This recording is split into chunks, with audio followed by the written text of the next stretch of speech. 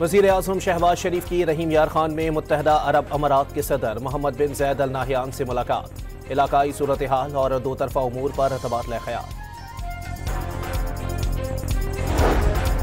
जनूबी यमन में सऊदी इत्तेहादियों का बंदरगाह पर फिजाई हमला। मुत्तहदा अरब अमारात से आने वाले हथियारों की खेप को निशाना बनाने का दावा।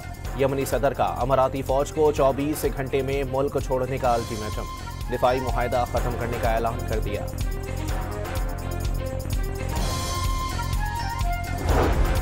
मुत्तहदा अरब अमारात ने सऊदी अरब का इल्जाम अफसोसनाक करार दे दिया। किसी ग्रुप को कार्रवाई के लिए असलहा फराहम करने का इल्जाम मुस्तरद। वाज़ेह कर दिया, सऊदी अरब या खित्ते की सलामती खतरे में डालने वाले किसी इक़दाम की हिमायत नहीं करते।